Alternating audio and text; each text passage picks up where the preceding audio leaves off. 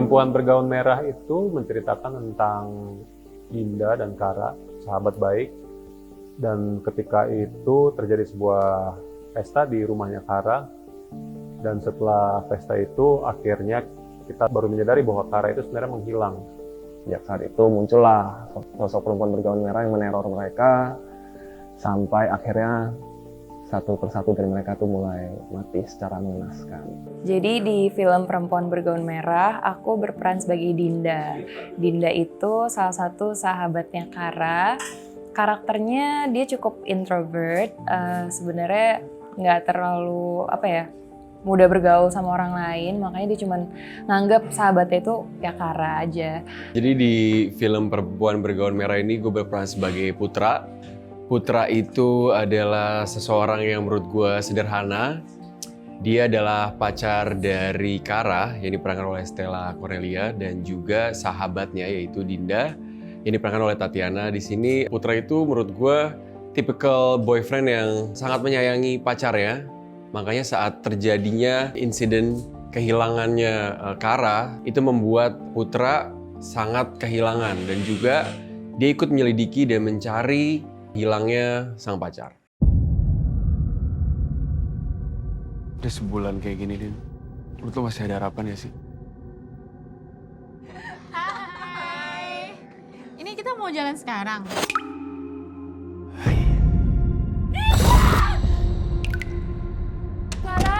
Kara! Tante, ini buat Kara. Iya.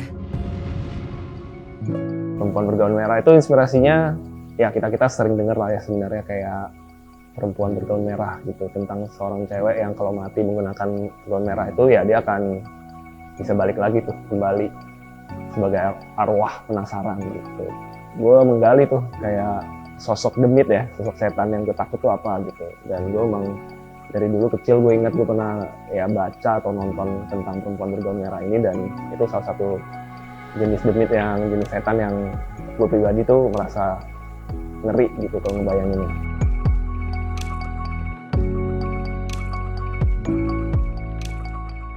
Dan 3, 2, 1.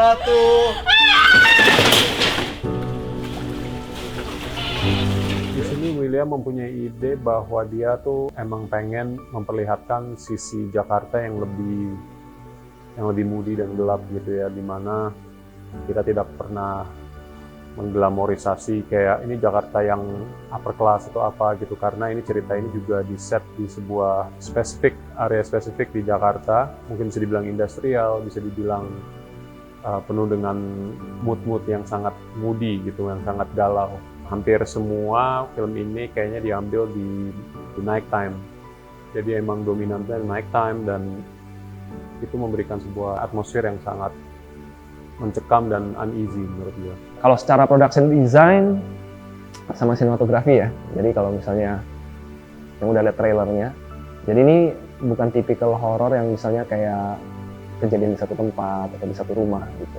Tapi kita itu approach-nya tuh lebih urban, lebih di kota gitu. Jadi kita ngebayanginnya pas nonton film ini adalah kita yang tinggal di kota pun dalam keseharian kita kejadian horornya bisa terjadi nih sama kita. Jadi tapi juga kotanya bukan yang kayak Jakarta yang polis banget, sebuah metropolitan, tapi kita pengen bisa mencakup lebih luas ya secara kota itu di Indonesia. Jadi looks-nya juga agak-agak damage, agak organik, kotor, dan Indonesia banget lah.